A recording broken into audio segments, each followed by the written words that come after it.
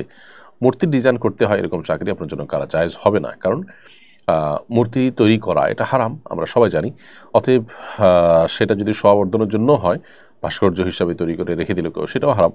কারণ নবী করিম সাল্লাল্লাহু আলাইহি ওয়াসাল্লাম বলেছেন, লা তাদখুলুল মালাইকাতু বাইতান ফিহি কালবুন আও সূরা, সহিহ বুখারীর হাদিস এটি। সেই ঘরে রহমতের ফেরেশতা প্রবেশ করবে না যেখানে কুকুর অথবা প্রাণীর ছবি থাকে। তাহলে সেক্ষেত্রে এই যে ভাস্কর্য বা আপনি মূর্তি তৈরি করছেন, এটি হারাম কাজ।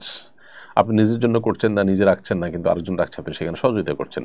যিনি অপরাধ করেন বা গুনাহ করেন আর যিনি সহযোগিতা করেন সমান অপরাধী হয়, সেই জায়গা থেকে আপনার জন্য এটি জায়েজ হবে না। তবে আপনার শ্রমের সবটুকুন টাকার জন্য হয়তো হারাম হয়ে যাবে না, কারণ হলো আপনি এই মূর্তির বাইরে আরও যে সমস্ত জিনিসপত্র তৈরি করেন, হালাল জিনিসপত্র, সেই অংশের উপার্জন আপনার জন্য হালাল হবে।